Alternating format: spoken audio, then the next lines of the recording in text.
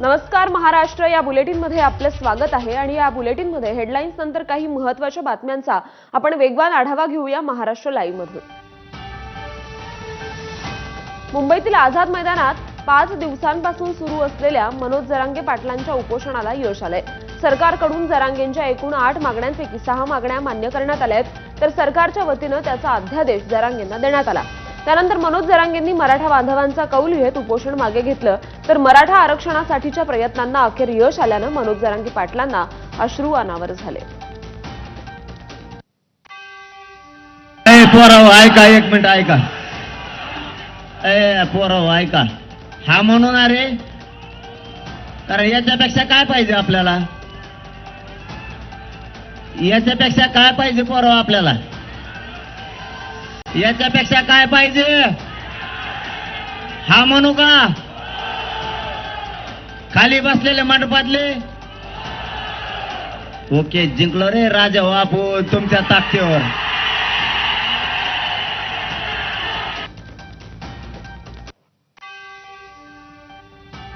तर मनोज जरांगे पाटलांनी केलेल्या 8 मागण्यांपैकी 6 मागण्या सरकारनं मान्य केल्या आणि जरांगेंनी त्यांचं उपोषण मागे घेतलं।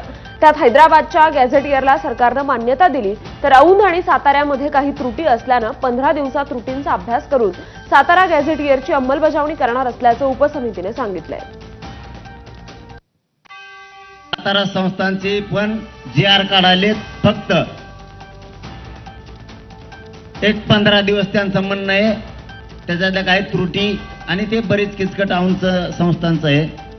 1 महिन्यात सगळं करून देतात। त्याची विखे साहेबांनी आणि बाबाराजे साहेबांनी जबाबदारी घेतली आणि राजाचा शब्द म्हणजे अंमलबजावणी। मनोज जरांगेंच्या प्रमुख मागण्यांपैकी मराठा आंदोलकांवर दाखल झालेले गुन्हे मागे घ्यावेत ही सुद्धा एक मागणी होती।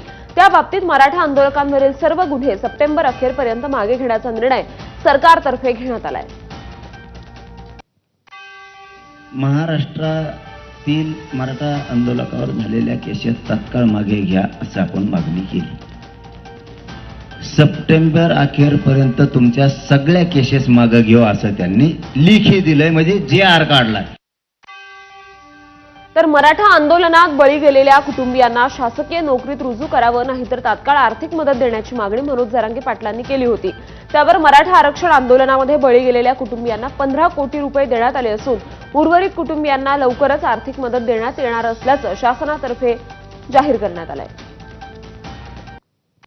मराठा आरक्षण आंदोलनातील बलिदान गेलेल्या कुटुंबियांच्या वारसांना रुपये 15 कोटी इतकी मदत शासनामार्फत देण्यात आलेली आहे। याच्या आधी उर्वरित कुटुंबियांना आर्थिक मदत 1 आठवड्याच्या आत त्याच्या खात्यावर जमा करण्यात येईल असं त्यांनी सांगितलंय। 58 लाख नोंदींचा आधार असल्यानं मराठा आणि कुणबी एक असल्याचा अध्यादेश काढा अशी मागणी मनोज जरांगे पाटलांनी केली होती। सरकारच्या शिष्टमंडळानं 1 महिन्याचा कालावधी मागितला, त्यावर जरांगेंनी 1.5 महिना घ्या पण GR काढा अशी प्रतिक्रिया दिली आहे।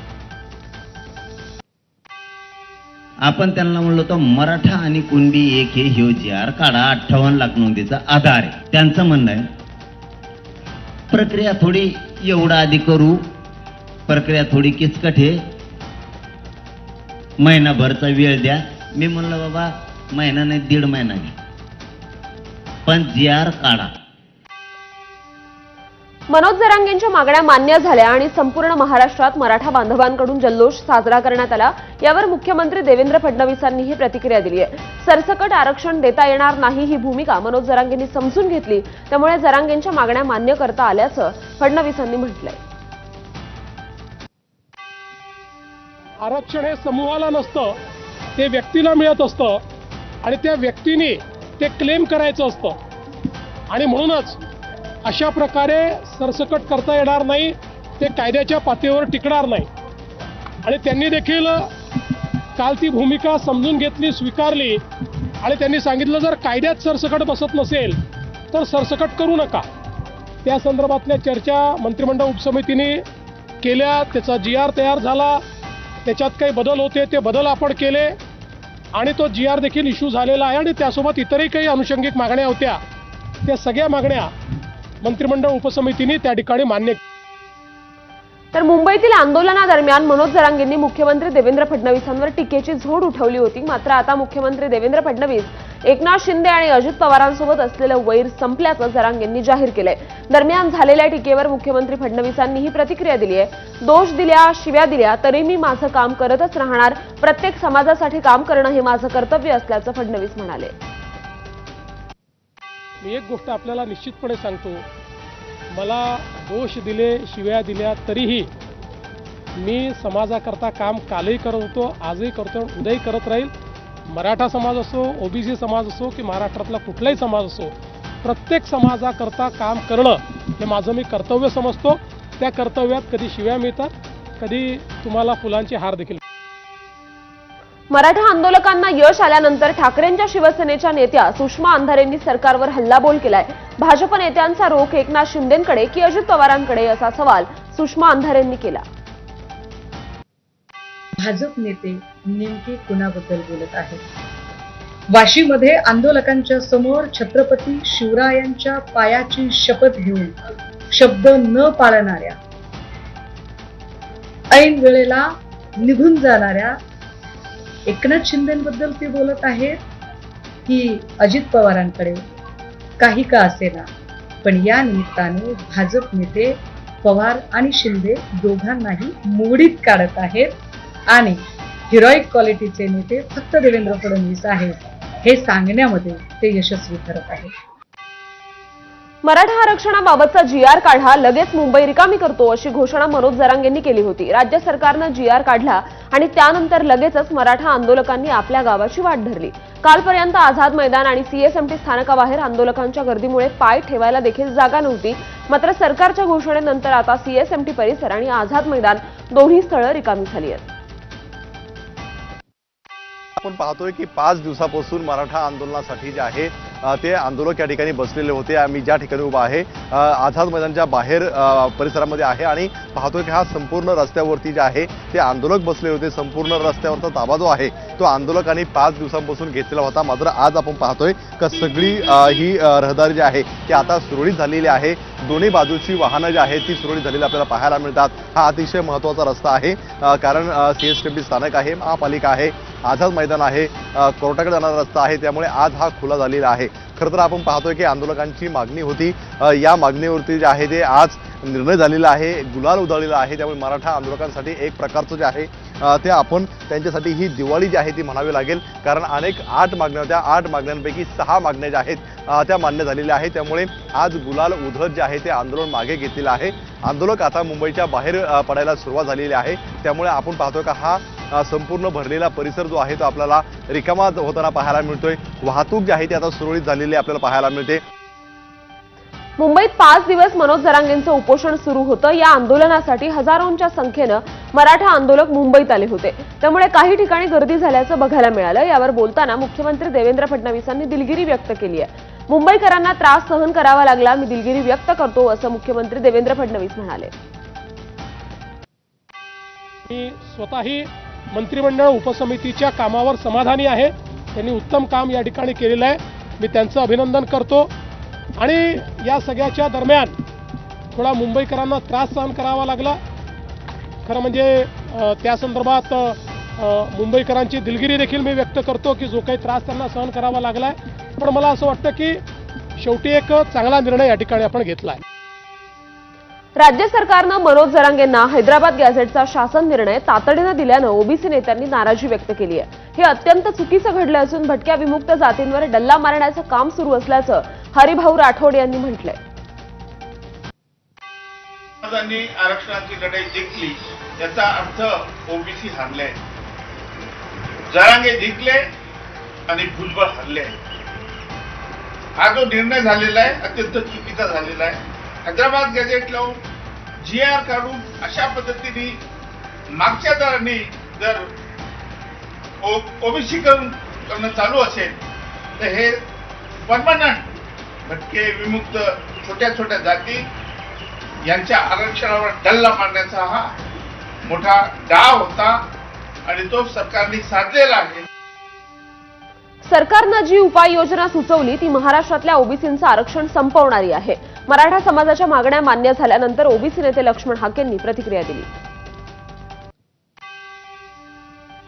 GRच्या भाषेमध्ये वर्डिंगमध्ये फरक काहीच नाही, पण त्यांनी जी उपाययोजना सुचवलेली आहे ती उपाययोजना महाराष्ट्रातल्या ओबीसीचं आरक्षण संपवणारी आहे. तो PIL आहे.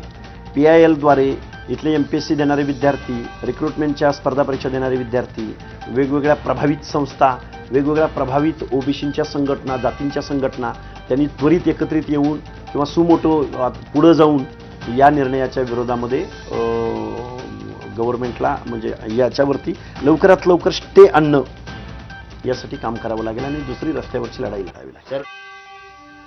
सरकारकडून जरांगेंच्या हाती GR देता स्टेज सभोवतालच्या मराठा बांधवांचा एकच जल्लोष बघायला मिळाला. गुलालाची उधळण करत बांधवांनी आनंद साजरा केला. मुंबईत जरांगेंच्या 5 दिवसांच्या उपोषणाला अखेर यश आले. सरकारकडून जरांगेंच्या मागण्या मान्य करण्यात आल्यात, तर आझाद मैदानाबाहेरील परिसरात तरुणांसोबत ज्येष्ठ नागरिकांच्याही आनंदाला उधाण आल्याचं बघायला मिळालं. मुंबईत जरांगेंच्या मागण्या सरकारनं मान्य करता CSMT स्थानकाबाहेरही मराठा बांधवांनी जोरदार जल्लोष केला. गाड्यांच्या टपावर उभं राहून ढोल वाजवत बांधवांमध्ये उत्साहपूर्ण वातावरण होतं. जालन्यात मनोज जरांगेंच्या घरीही आनंदोत्सव साजरा करण्यात आला. जरांगेंच्या पत्नी सौमित्रा, मुलगी पल्लवी आणि मुलगा शिवराज यांनी एकमेकांना पेढे भरवत आनंद व्यक्त केला. जरांगेंच्या मागण्या सरकारनं मान्य करता आज बीडमध्ये सुद्धा मराठा बांधवांच्या भाजप कार्यालयासमोर जल्लोष बघायला मिळाला. मराठा बांधवांनी जोरदार घोषणाबाजी करत फडणवीस सरकारचे आभार देखील मानले. बीड शहरातील छत्रपती शिवाजी महाराज चौकात मराठा समाजाकडून जोरदार जल्लोष करण्यात आला. फटाक्यांची आतिषबाजी आणि गुलालाची उधळण करत मराठा बांधवांनी विजयोत्सव साजरा केला. सोलापुरात देखील मराठा बांधवांचा जल्लोष बघायला मिळाला. मरीआई चौकात मराठा बांधव हलगीच्या तालावर ठेका धरत समाजाच्या आनंदात सहभागी झाले होते.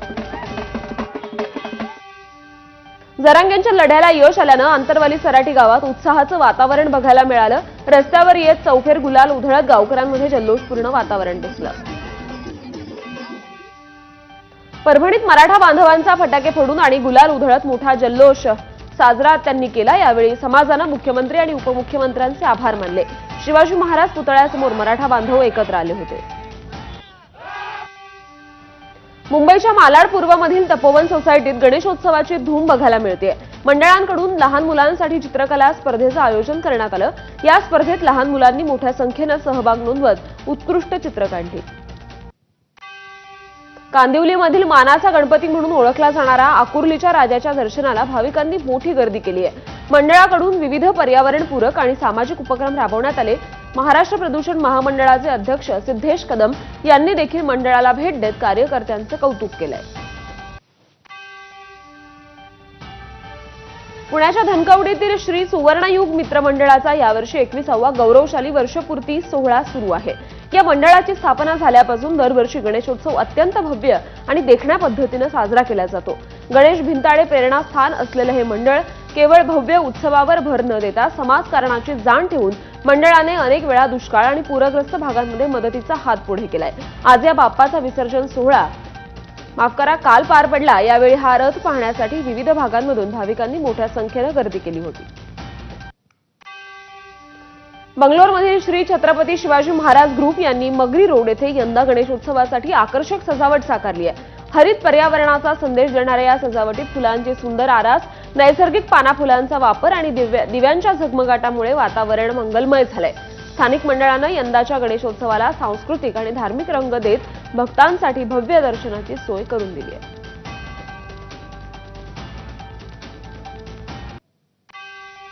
गणेशोत्सवाचा उत्साह बंगळुरूमध्ये सुद्धा बघायला मिळाला.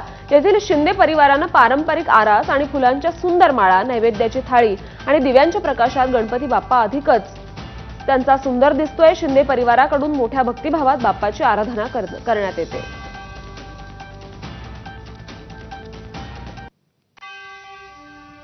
मुंबईतील दहिसरमध्ये कदम परिवारानं आकर्षक देखावा साकारलाय. श्री गणेशाची सुंदर मूर्ती गाभाऱ्यात विराजमान असून बाजूला पांडुरंगाची प्रतिमा सजवण्यात आली आहे. तर शिल्परूपात किल्ल्याचे प्रवेशद्वार आणि पारंपरिक दीपमाळ उभारण्यात आली आहे. पुढे वारीचं दर्शन घडवणाऱ्या छोट्या मूर्ती दिसतात. यात टाळ मृदुंग वाजवत भक्त गजाननाचे स्वागत करतायत. विक्रोळी पूर्वेतील अशोक विठ्ठल बर्गेंनी जेजुरीच्या खंडोबाचा देखावा साकारलाय. दरवर्षीप्रमाणे याही वर्षी बर्गेंनी आकर्षक देखावा साकारला. केंद्रीय रेल्वे मंत्री अश्विनी वैष्णव यांनी भारतीय बनावटीची पहिली सेमीकंडक्टर चिप मोदींना भेट दिली. एकीकडे चिप इकोसिस्टीम ताब्यात घेण्यासाठी चीन आणि अमेरिकेत चढाओढ सुरू असतानाच आता भारतानं दोन्ही महासत्तांना खरा दणका दिलाय. त्याचसोबत सेमीकंडक्टर चिपचे 5 युनिट लवकरच भारतात उभारण्यात येणार आहेत. त्यामुळे आत्मनिर्भर भारताच्या दिशेनं टाकण्यात आलेलं हे महत्त्वाचं पाऊल समजलं जात आहे. नालासोपारा पूर्वेतील रहमतनगर परिसरातील आसिफा बिल्डिंगला अचानक तडे गेल्यानं नागरिकांमध्ये भीतीचं वातावरण निर्माण झालंय. धोक्याची परिस्थिती ओळखून पोलिसांनी तातडीनं इमारत खाली करून नागरिकांना सुरक्षित स्थळी हलवलं. शेजारील अल्फिया आणि सबा अपार्टमेंटलाही धोका असल्यानं खबरदारी म्हणून त्यातील नागरिकांनाही स्थलांतरित करण्यात आलंय. या घटनास्थळी पालिका आणि पोलीस अधिकारी दाखल झाले असून परिस्थितीवर नियंत्रण ठेवून आहेत.